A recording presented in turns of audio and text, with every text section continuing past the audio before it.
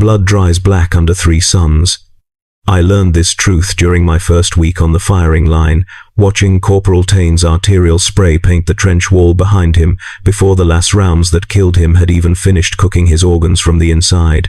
The blood came out red, bright as hope or propaganda posters, but within minutes, under the tripartite glare of Korvath Prime's stellar array, it darkened to something that looked like spilled oil, like the machine fluids that leak from damaged equipment.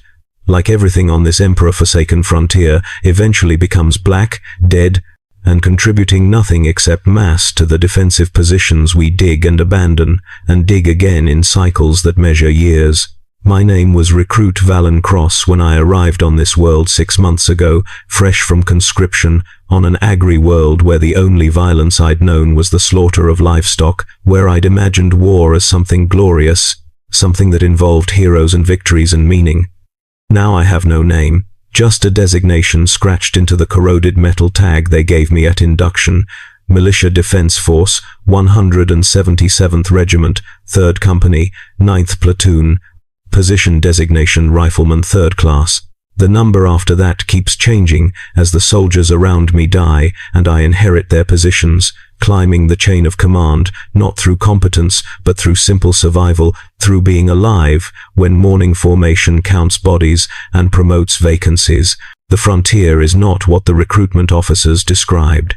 They stood in our village square with polished boots and pressed uniforms that showed no mud, no blood, no evidence of actual service, and they told us that the Imperium required defenders for worlds in the Korvath sector, that enemy forces threatened human civilization's outermost holdings, that service in the militia would bring honor to our families and prove our devotion to the God Emperor. They did not mention that militia forces are what the Imperial Guard becomes when the Guard moves on to more important conflicts, when a world's strategic value doesn't justify maintaining proper military infrastructure, when a planet is worth defending but not worth defending well.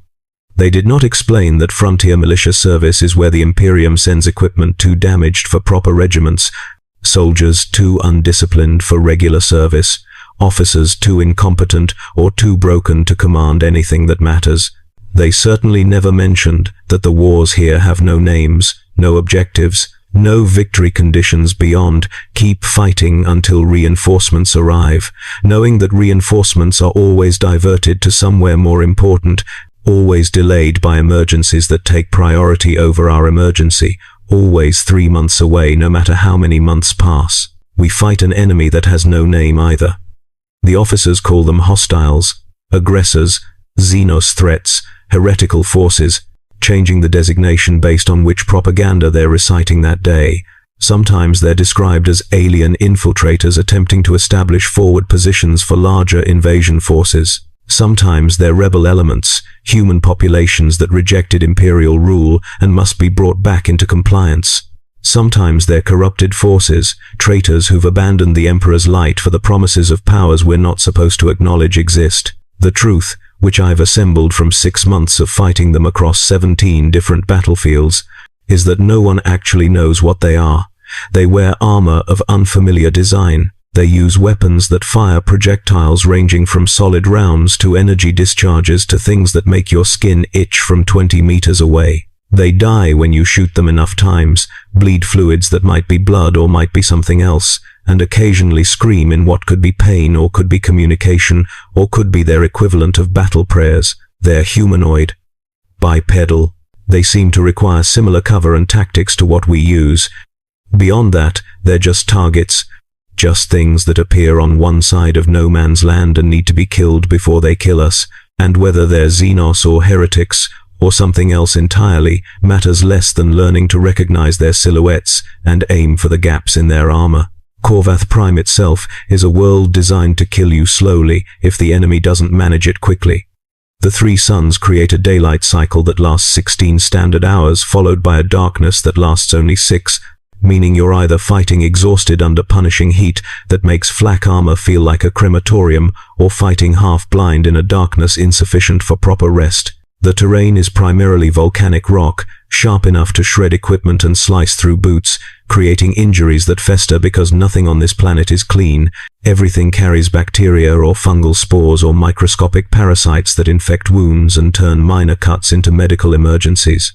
Water exists primarily in underground aquifers accessible only through drilling, which means hydration is rationed with the same meticulous cruelty as ammunition, with the same understanding that wasting either resource means death, but conserving them too carefully also means death, that the balance point between dehydration and combat effectiveness is a calculation junior officers make based on casualty projections and reinforcement schedules. Food comes in the form of compressed ration bars that taste like recycled cardboard mixed with chemical preservatives, that provide exactly the caloric intake necessary to maintain combat function without enough excess energy to prevent the slow starvation that reduces your body mass over months, that makes you weaker and slower and more vulnerable, but keeps you alive long enough to hold the line until the inevitable occurs. The first combat I experienced happened on my third day after arrival. They didn't bother with extensive training, 2 days of orientation covering how to operate the las rifle they issued me, how to recognize enemy silhouettes, how to dig a proper fighting position, how to identify officers by their insignia so you knew whose orders to follow in the chaos of engagement.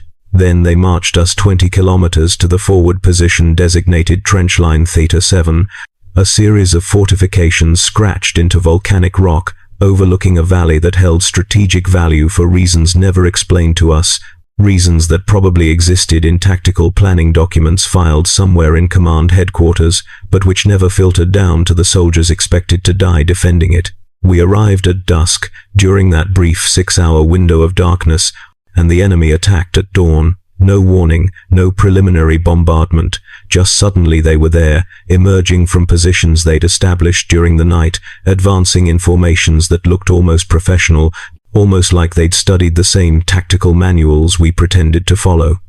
The fighting lasted 7 hours. We held the line because falling back wasn't authorized, and because the volcanic rock behind us offered no better positions anyway. 43 soldiers from 3rd Company died that day.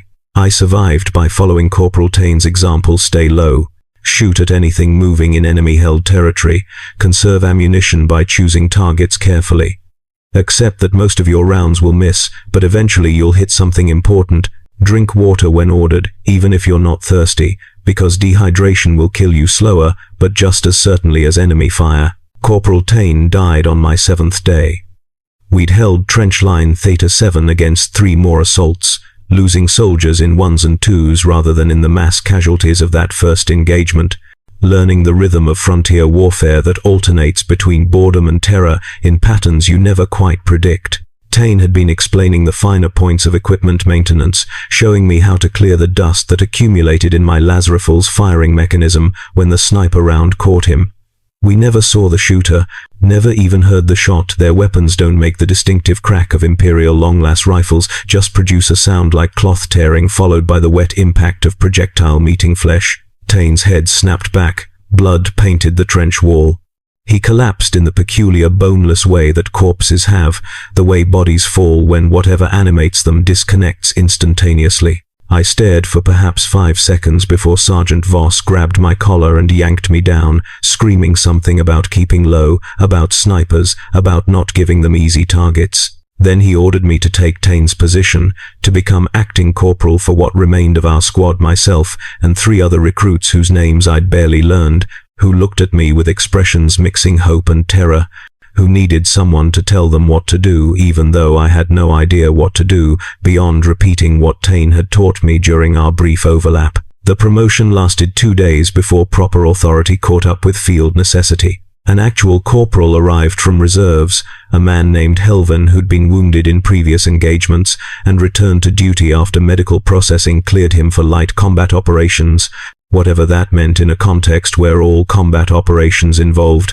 holding indefensible positions against enemies of uncertain identity and unlimited persistence. Helven took command of the squad. I became Rifleman 2nd Class through the simple mechanism of having survived longer than the Rifleman 1st Class who'd died the previous day. The designation meant nothing except a marginal increase in ration allocation and theoretical priority for medical treatment if I was wounded, though in practice medical resources prioritized soldiers with better chances of returning to duty, meaning if you were hurt badly enough to need serious attention, you were probably hurt badly enough that attention wouldn't matter. The Frontier Militia operates on mathematics that value function over individuals, that calculate cost-benefit in units, measuring ammunition expended versus positions held versus casualty rates acceptable within broader strategic frameworks I've never seen, and probably wouldn't understand if I did. We abandoned trench line Theta 7 on day 12. Not due to enemy pressure, we'd held it successfully against everything they'd thrown at us, had stacked enemy bodies in the no-man's land between positions until they formed obstacles that interfered with subsequent advances. We abandoned it because command decided the strategic value had shifted, that resources maintaining Theta 7 would be better allocated defending trench line Omega 4 approximately 15 kilometers south, that the valley we'd spent 12 days and 47 lives defending no longer mattered enough to justify continued presence. They gave us 6 hours to demolish anything useful, to collapse the fortifications we'd dug, to render the position valueless before retreating in good order to new coordinates. We marched through the darkness, carrying equipment and wounded, leaving the dead, because retrieving bodies required resources better spent on the living, because the dead were beyond caring whether they received proper burial or just rotted under 3 suns until scavengers and weather reduced them to bones that would eventually crumble into the volcanic soil and contribute nothing except minerals to a planet that had no use for minerals extracted from human remains. Omega 4 was worse than Theta 7.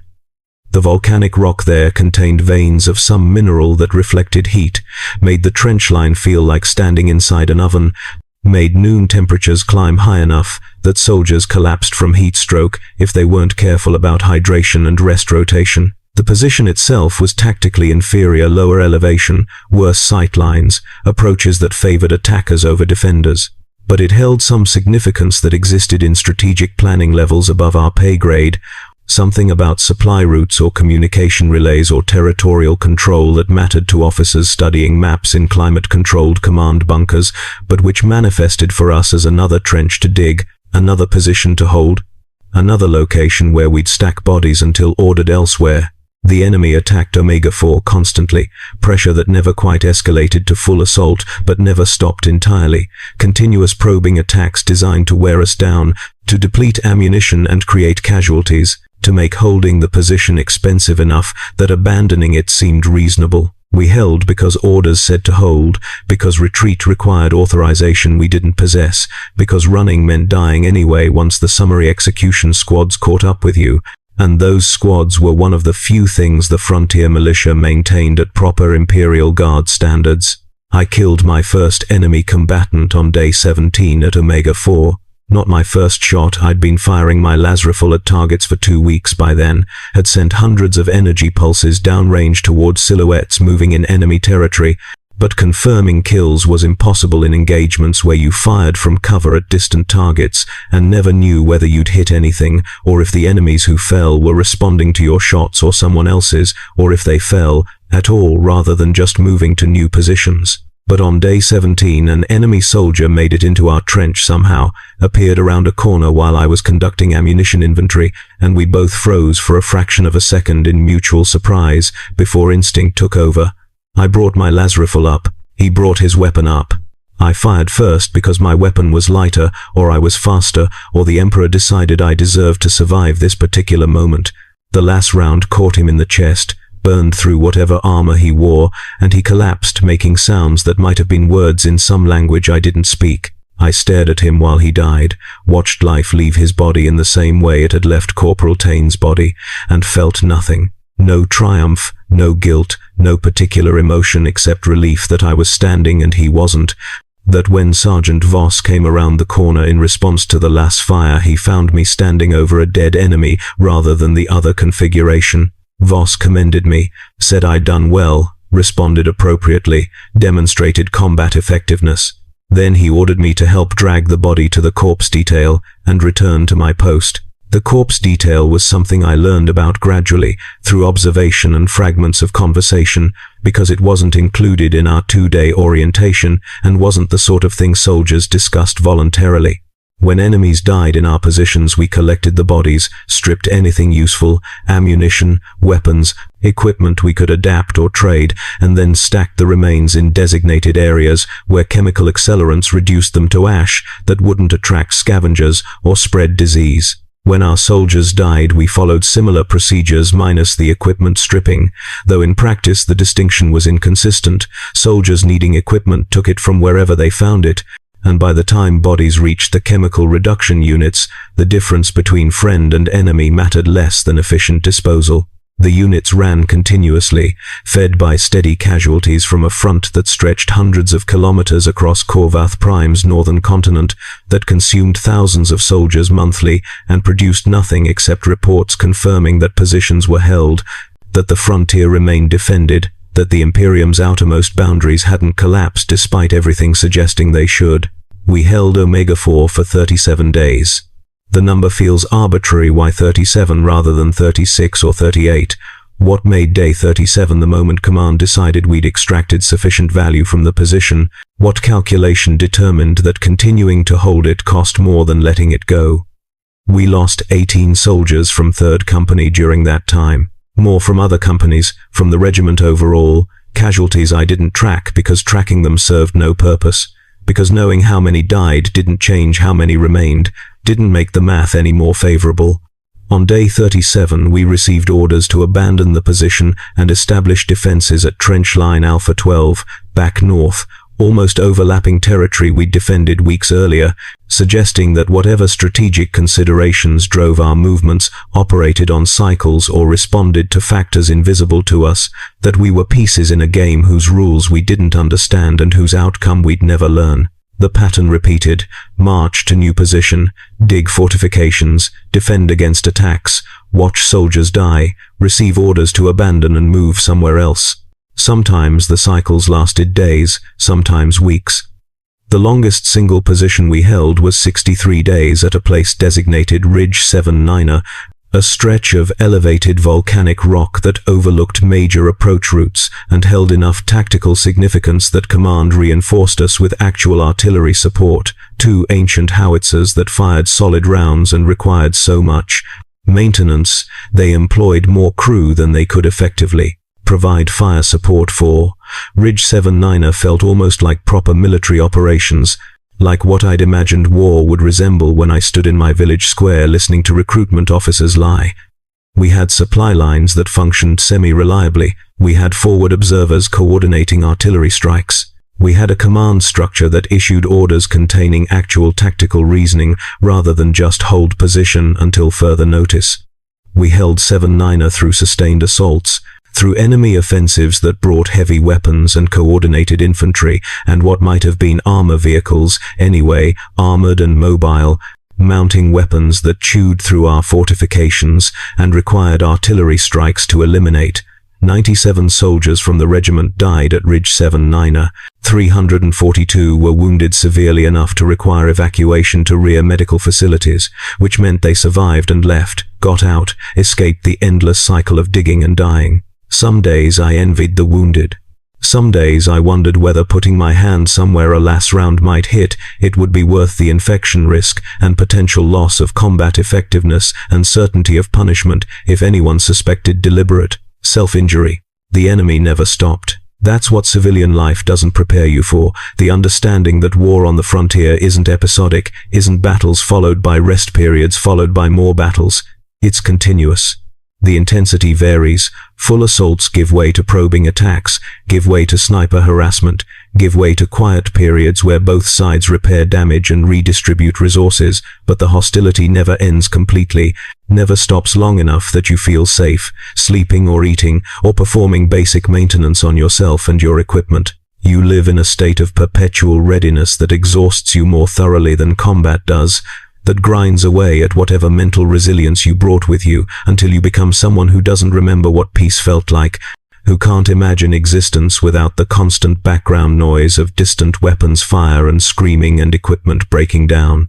The 3 suns mark time, but time loses meaning when every day contains the same activities, the same threats, the same colleagues dying and being replaced by new soldiers who look like you looked 6 months ago, who have names and histories and hope, and will lose all 3 in the weeks it takes them to become interchangeable riflemen like you've become, like everyone becomes if they survive long enough to understand what survival means here.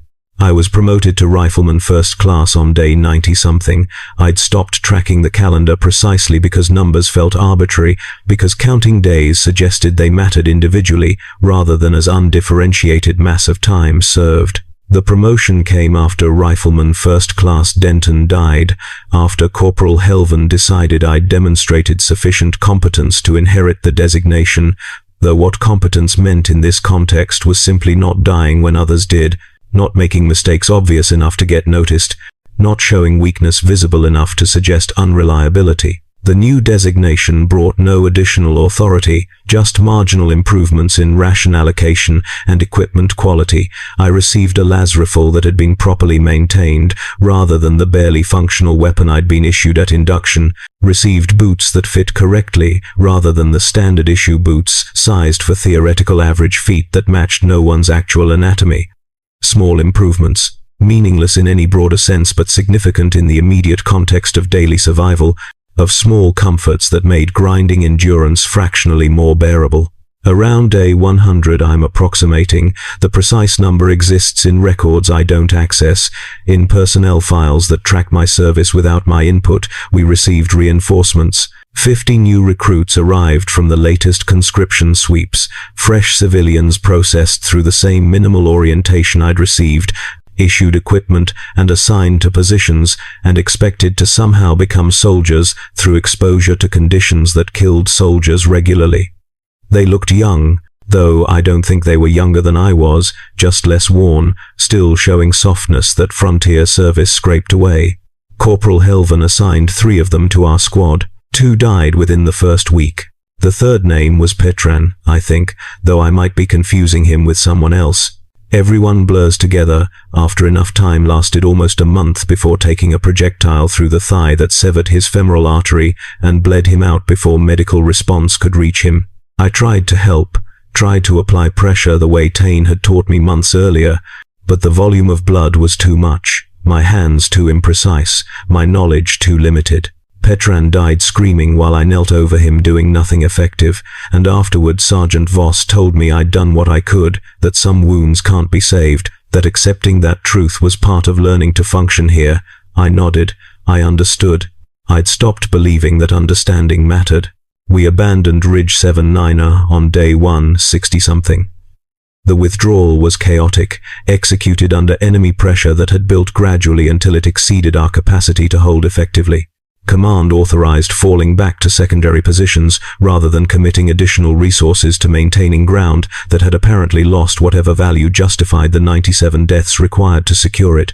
We retreated in sections, companies providing covering fire while other companies withdrew, leapfrogging back across terrain we defended, surrendering kilometer after kilometer to enemies who advanced methodically, professionally, with the confidence of forces that understood they were winning not through tactical brilliance, but through simple attrition, through the mathematics of casualty replacement that favored them over us, their supply lines apparently infinite while ours eroded monthly. The retreat took 3 days. We lost another 37 soldiers during withdrawal, maybe more. Casualty accounting gets imprecise during mobile operations, when tracking individual losses becomes secondary to maintaining unit cohesion. The new position was called Trench Line Epsilon 5, and it was worse than anything previous. The volcanic rock there had been fractured by some geological event, created a landscape of razor-sharp fragments that turned movement into an exercise in controlled falling, that made digging proper fortifications impossible, that left us establishing firing positions in whatever natural formations offered marginal cover, while knowing the cover was inadequate, knowing enemies could approach through the fractured terrain from unpredictable directions, knowing we were defending a position that seemed deliberately chosen to maximize casualties while achieving minimum tactical advantage. We held it for 12 days before command ordered withdrawal, not because we'd been overrun, but because casualty rates made holding it cost more than any conceivable benefit justified. 73 soldiers died at Epsilon 5. Died badly, died slowly, died in ways that made the quick deaths look merciful, died screaming or silent, or with the look people get when they understand they're finished but aren't finished yet, when death becomes something anticipated rather than feared, something that will end the pain and the heat and the grinding exhaustion that makes continuing feel harder than stopping. I stopped counting days after we abandoned Epsilon 5. The numbers had become meaningless, just accumulating data without interpretive framework, without context that made them significant. I existed in a state where time was measured not by calendar dates, but by positions held and abandoned, by soldiers died and replaced, by equipment that broke and got repaired or replaced until repair became impossible and it got traded or scavenged or left behind. I developed a collection of small injuries that never quite healed, accumulating damage from minor cuts and burns and impacts that would have been negligible individually, but which combined into chronic pain that became background noise, became normal, became something I noticed only when it briefly stopped. My hands developed calluses from weapon handling, from digging, from all the repetitive motions that frontier service requires. My face acquired scars from volcanic glass fragments, from near misses with projectiles, from environmental hazards. My body mass decreased despite adequate caloric intake, because the physical demands exceeded what nutrition could replenish, because I was slowly consuming myself, converting muscle tissue to energy in deficits the ration bars couldn't fill. Corporal Helven died around month 7. Took a projectile through the chest during an assault on yet another trench line, whose designation I don't remember, whose location I couldn't point to on a map if I tried. He died instantly, which was fortunate, which was better than the alternative. Sergeant Voss promoted me to corporal by simple expedients. I was the senior rifleman present, had survived longer than the other candidates, demonstrated minimal competence through not dying in circumstances that killed others.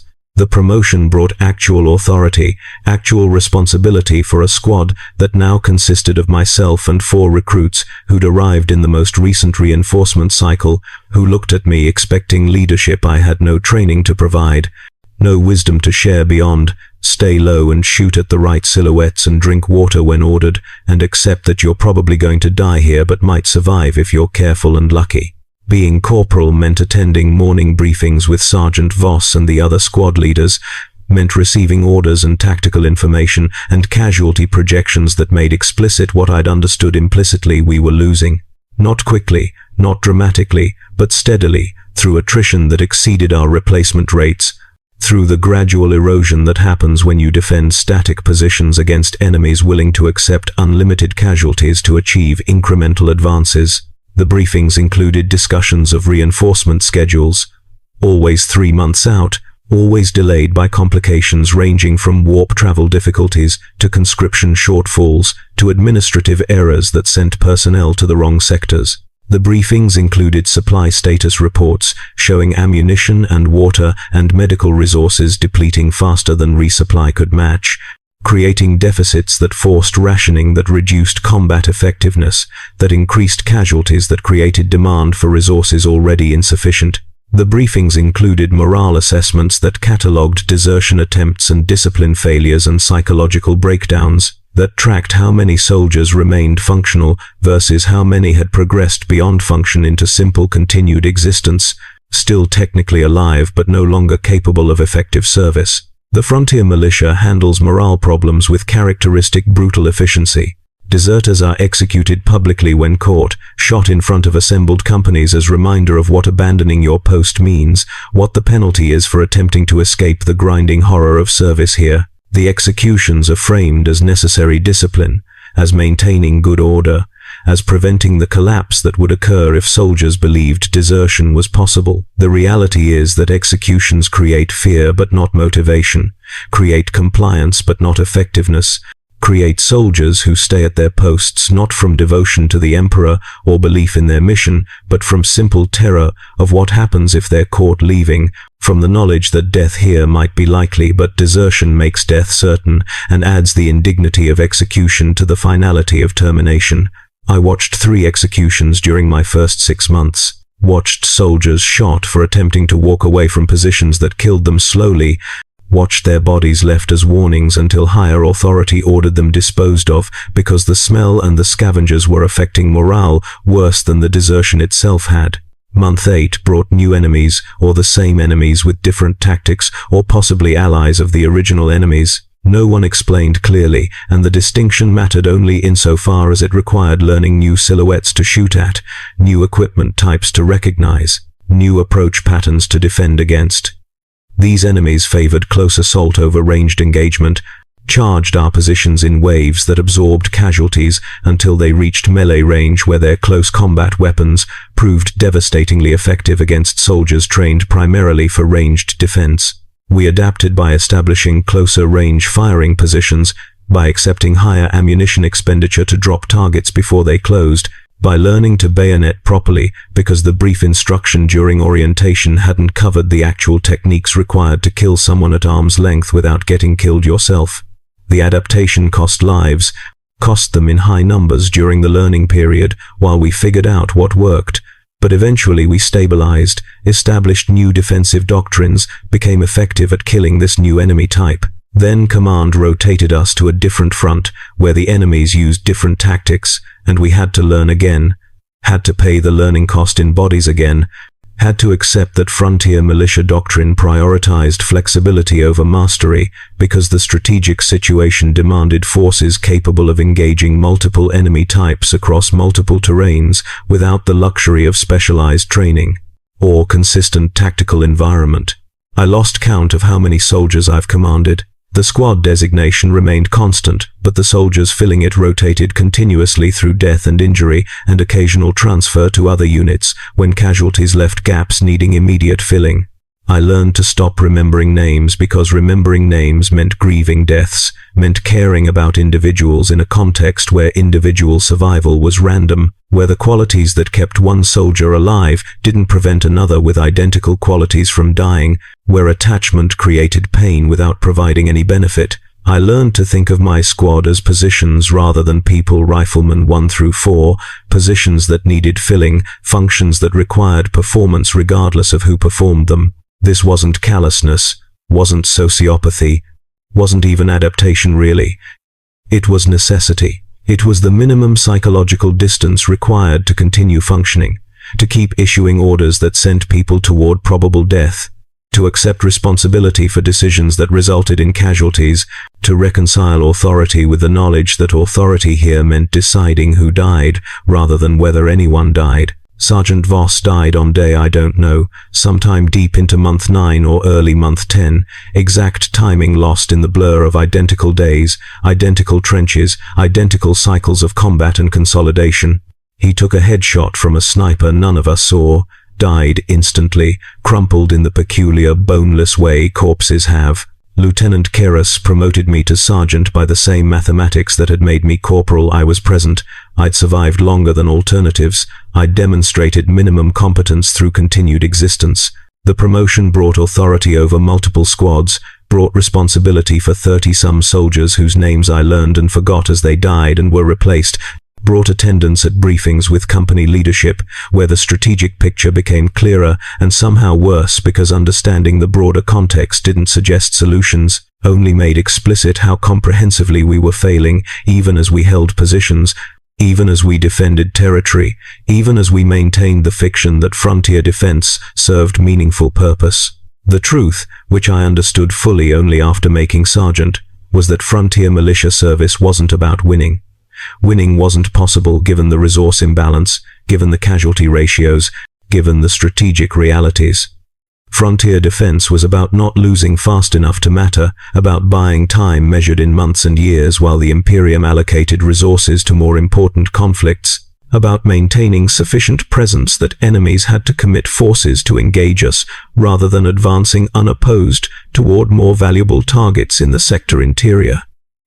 We were a speed bump, a tripwire, a force whose purpose was dying slowly enough that our deaths provided tactical intelligence and force distribution advantages to command structures operating at scales where individual regiments were expendable. The briefings made this explicit without making it official, discussed acceptable casualty rates and projected force sustainability and timelines, measuring how long we could maintain current defensive postures before degradation forced withdrawal to fallback positions. No one ever mentioned victory.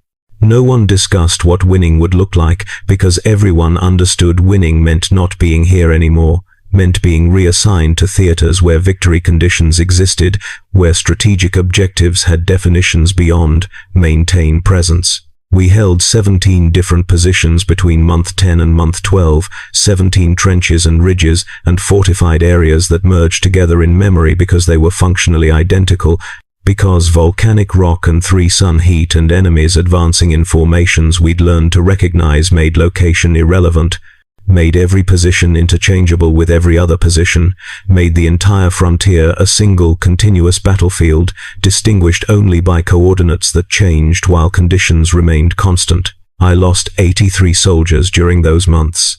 Not just from squads under my direct command, but from platoon-wide casualties I tracked, because that was sergeant responsibility, because someone had to maintain personnel records and request replacements and document who died where doing what, so the administratum could note their service in whatever databases preserve such information.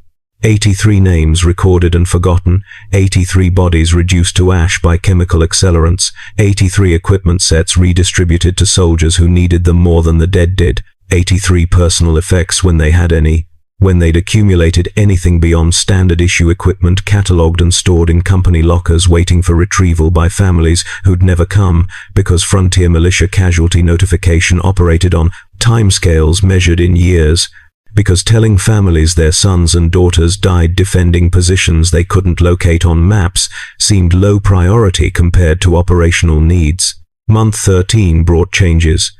Not improvements, but changes, shifts in patterns I'd begun to think were permanent. Command reorganized the regiment, consolidated understrength companies, redistributed surviving soldiers into new formations with new designations and new officers who'd either survived from original leadership or arrived as replacements from the latest personnel allocation. I was reassigned to 2nd Company, promoted to platoon sergeant through the combined mechanisms of casualties, eliminating senior alternatives and my survival, providing credibility about understanding frontier conditions. The promotion brought authority over approximately 60 soldiers distributed across multiple squads, brought briefings with company command where strategic decisions were discussed in greater detail, brought the understanding that everything I'd learned about how comprehensively we were failing was optimistic, because the actual situation was worse than briefings for junior sergeants had revealed. The enemy had been advancing slowly for months, gaining territory through attrition, through accepting casualties at rates that would have broken Imperial forces but which they apparently could sustain indefinitely. Intelligence reports such as they were, such as intelligence functioned in a theater where proper reconnaissance assets didn't exist, suggested they were establishing permanent infrastructure in captured territory, building fortifications and supply depots, and what might be settlement structures, suggesting their objective wasn't defeating us so much as displacing us, claiming Corvath Prime for purposes we couldn't determine through purposes we could recognize as colonization or conquest or permanent presence. This was strategically significant because it meant withdrawal wouldn't end the threat, wouldn't allow the Imperium to write off the frontier and reallocate resources elsewhere. It meant the enemy intended to stay, intended to make this world theirs, which meant defending it mattered not for what Corvath Prime offered humanity, but for what allowing the enemy to claim it would cost in terms of broader sector security. This strategic significance did not translate to additional resources. Command requested reinforcements, requested proper artillery support, requested air assets or orbital support, or any force multiplication that might allow us to transition from defense to counteroffensive, to push back rather than slowly retreating across continents we'd defended for years. The requests were acknowledged and filed and disappeared into the administratum's vast bureaucratic machine, where they competed with thousands of other requests from thousands of other desperate commanders defending thousands of other frontier positions across the Imperium's vast expanse. Some requests received approval and resources and changed outcomes. Most didn't. Ours fell into the latter category. We received acknowledgement that our situation was understood, that our requests would receive appropriate consideration, that the Emperor's light guided all resource allocation decisions toward optimal strategic outcomes. We received no reinforcements, no artillery, no air support, no orbital support. We received a commendation for exemplary service under difficult conditions and orders to maintain current defensive postures until further notice. I stopped hoping around month 14. Not dramatically, not in a moment of despair or revelation, just gradually realized that hope had been absent for long enough, that its absence felt normal, felt like the natural state rather than a deficit requiring address.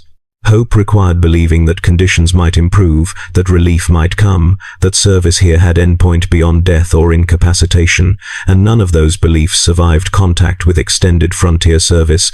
None withstood the accumulated evidence that this was permanent, that soldiers assigned here remained until they died or broke so thoroughly that even the Frontier Militia's low standards for functional couldn't accommodate their damage. I learned to exist without hope, the same way I learned to exist without proper sleep or adequate nutrition or safety or comfort or any of the things that make existence something other than grinding endurance. I learned to function through simple persistence, through doing what needed doing because what needed doing wouldn't do itself, through maintaining discipline not from belief in purpose, but from understanding that discipline was the only structure preventing complete collapse, the only thing distinguishing military force from armed mob waiting to die. Corporal Helvan's replacement died. Helvan's replacement's replacement died. I stopped learning the names of soldiers below sergeant rank because they didn't survive long enough to matter as individuals, existed as positions that needed filling rather than people who possessed histories and personalities and futures. This wasn't callousness anymore, wasn't psychological defense mechanism, was just efficiency, was recognition that caring about individuals who died before you could care about them was wasteful, was spending emotional resources on relationships that terminated before developing enough depth to justify the investment. I maintained professional relationships with other sergeants, with lieutenants, with Captain Vorsham who commanded 2nd Company and who'd survived long enough to develop the same empty competence I'd developed, the same ability to issue orders resulting in deaths without excessive emotional processing, to treat casualties as statistics rather than tragedies, to accept that our purpose was managing decline rather than achieving victory. Month 15 brought the rainy season, apparently a regular climatological phenomenon on Corvath Prime, though no one had mentioned it during orientation because orientation focused on immediate survival rather than long-term environmental factors. The rain arrived not gradually but suddenly, the 3 suns' heat reaching some threshold that released atmospheric moisture in sustained downpours that turned volcanic rock slick, that filled trenches with water we couldn't drain fast enough, that created mud where previously only dust existed. Fighting during rainy season was different, was worse, required different tactics and created different hazards. Equipment broke down more frequently from water exposure. Soldiers developed infections from constant moisture exposure. The enemy adapted faster than we did, possessed equipment better sealed against environmental factors, maintained offensive pressure while we struggled to keep weapons functional and positions from dissolving into mud. We lost 27 soldiers to environmental factors during the first month of rains.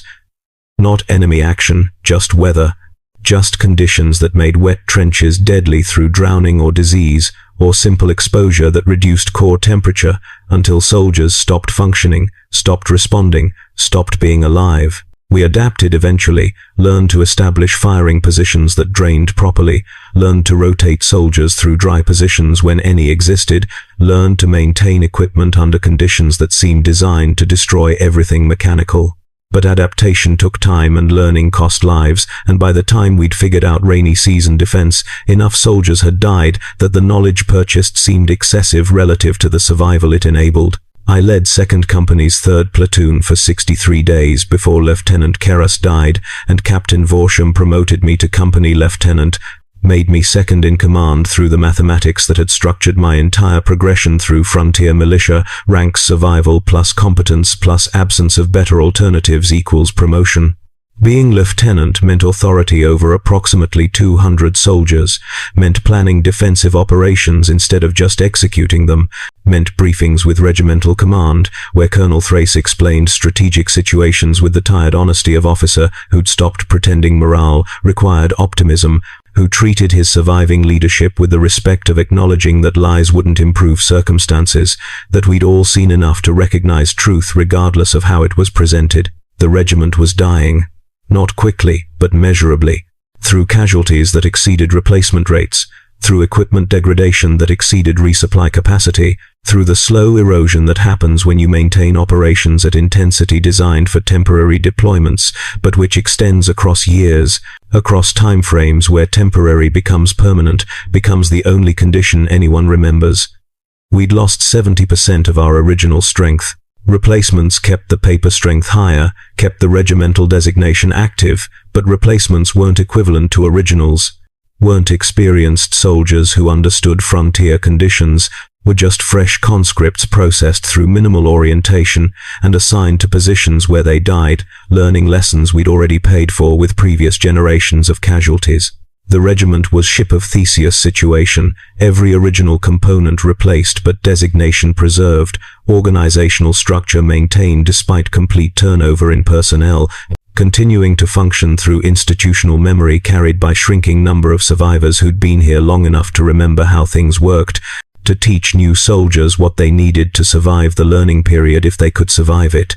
Month 17 brought the enemy's major offensive, the first coordinated assault across multiple sectors simultaneously, the first operation suggesting they'd moved beyond opportunistic raiding toward actual strategic planning. They hit 6 regimental positions simultaneously, committed forces that exceeded anything we'd seen previously, demonstrated coordination and supply capacity that shouldn't have been possible for enemy forces operating at frontier distances from whatever infrastructure supported them. We held 3 positions, lost 2, abandoned 1 preemptively before encirclement could make withdrawal impossible. The defensive success came at catastrophic cost, 417 soldiers dead, another 200 wounded severely enough to require evacuation, casualties that represented nearly half the regiment's effective strength, that reduced us to barely functional status, that should have prompted command to withdraw survivors and commit fresh forces if fresh forces existed.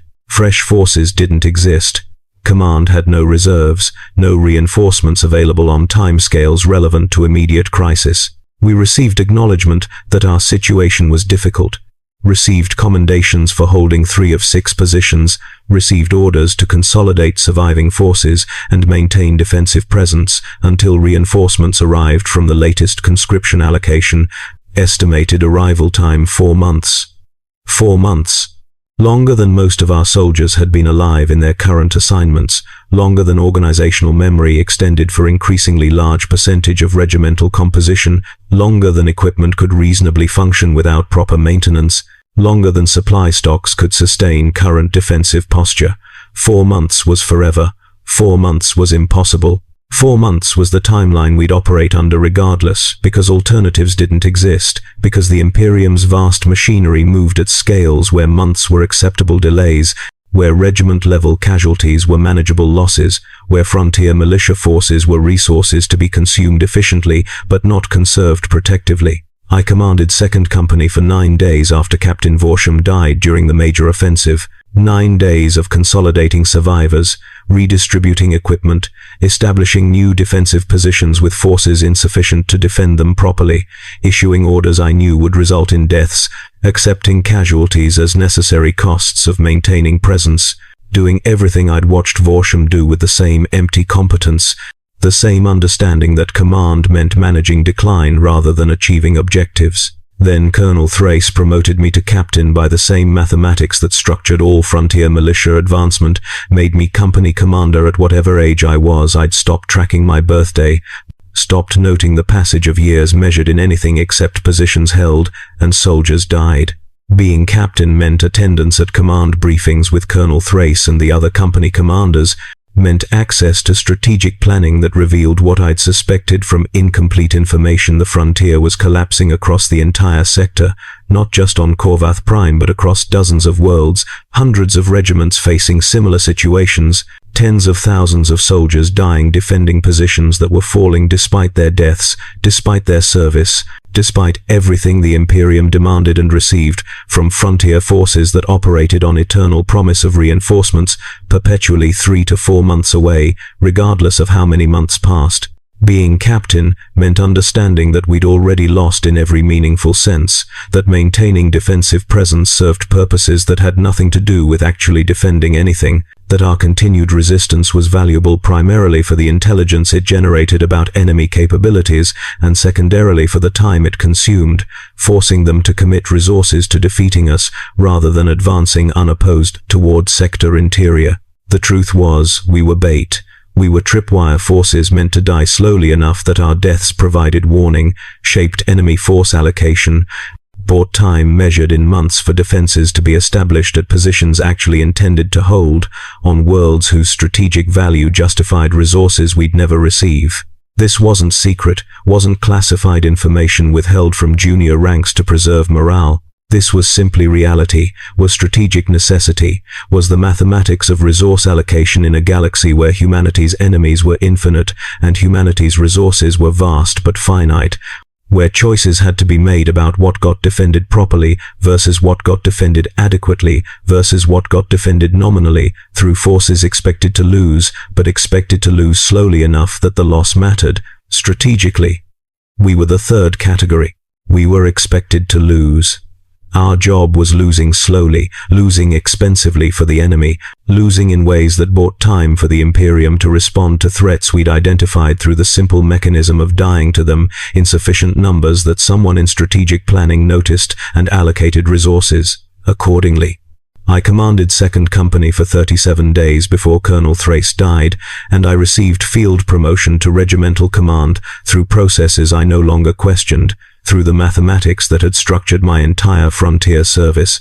The promotion was absurd. I'd arrived on Corvath Prime as fresh recruit with minimal training, and 18 months later I commanded a regiment, held responsibility for 1,500 soldiers, made decisions affecting sector defense. The absurdity was irrelevant.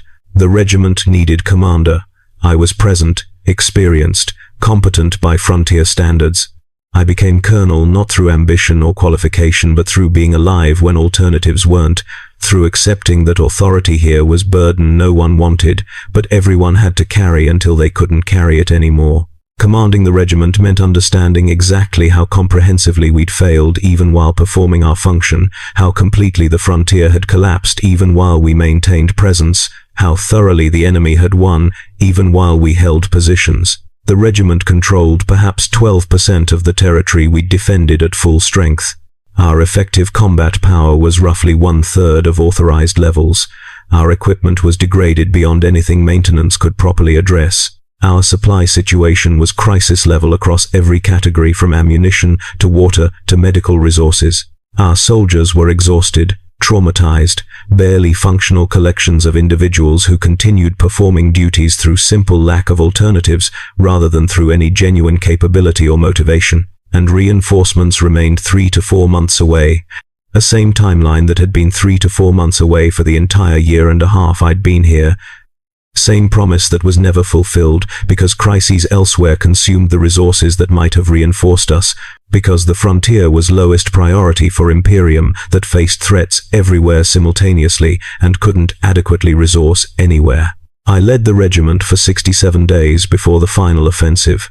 The enemy committed everything, attacked across every position simultaneously, demonstrated force level, suggesting they'd been conserving strength specifically for this operation, specifically to ensure success. We fought because fighting was what we did, because orders said to defend, because alternatives to fighting meant dying anyway without accomplishing anything.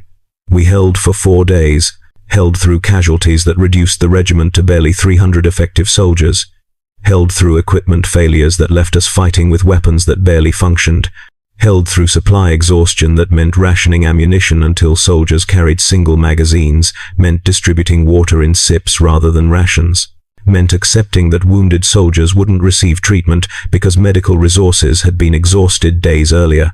We held until holding became physically impossible, until the math of defenders versus attackers reached points where defensive success wasn't unlikely but literally impossible given weapons and ammunition and positions available. Colonel, I'd stopped thinking of myself with rank. Rank was just designation, just label applied to whoever currently held position ordered withdrawal on day 4, when forward positions reported being overrun, when casualty reports indicated we'd lost 70% of remaining effectives, when continuing to fight meant dying without accomplishing anything except satisfying some abstract principle about not retreating. Retreat required authorization from Theater Command. Theater Command's response took 6 hours to arrive, 6 hours during which we held disintegrating positions and died in numbers that were excessive even by Frontier standards. The authorization when it finally came was brief. Withdrawal approved. Fall back to secondary defensive positions and await reinforcements. There were no secondary defensive positions. There were no reinforcements. There was just authorization to stop dying here and start dying somewhere else. We withdrew in chaos. What remained of the regiment moving as individuals and small groups rather than cohesive formations, retreating across territory we'd defended for 18 months, surrendering ground we'd paid for with thousands of casualties, abandoning positions that held strategic value we'd never understood toward destinations we hadn't identified. I moved with approximately 30 soldiers who'd remained near regimental command position, soldiers whose units had dissolved or whose commanders had died, soldiers who followed me because I was present and giving orders, and sometimes soldiers just need someone to tell them where to go, even when the person giving orders has no better understanding of the situation than they do. We walked for 3 days, moved primarily at night to avoid enemy forces that now controlled the territory, scavenged supplies from abandoned positions, found occasional survivors from other units and absorbed them, reached what passed for rear area, a supply depot barely defended by forces that had never been committed to forward positions, that looked at us with expressions mixing pity and relief that they hadn't been us, that had rumors about transport arriving to evacuate survivors, but no confirmed information, no official orders, just rumors and hope and desperation. Transport arrived 11 days later.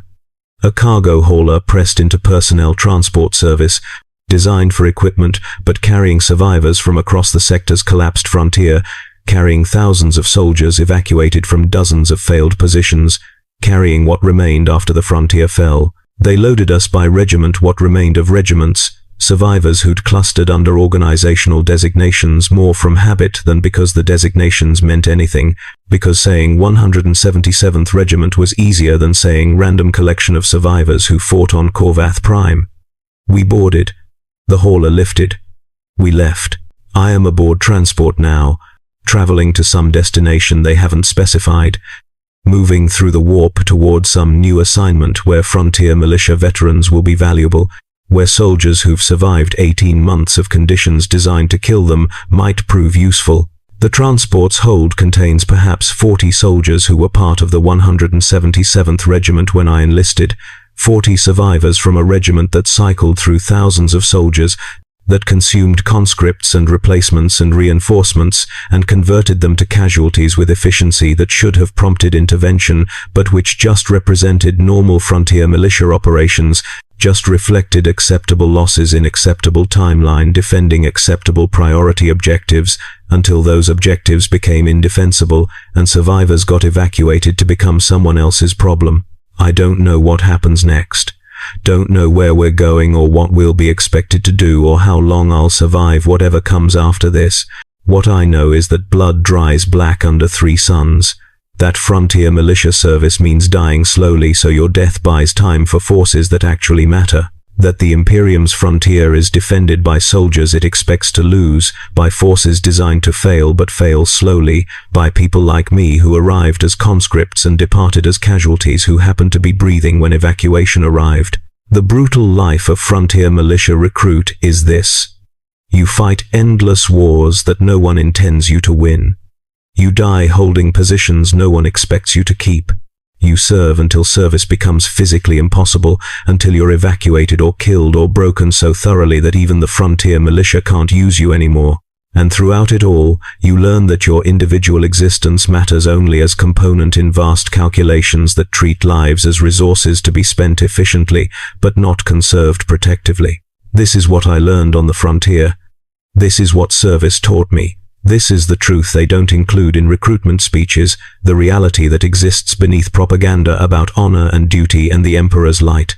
The frontier is where the Imperium sends soldiers to die slowly, and I survived.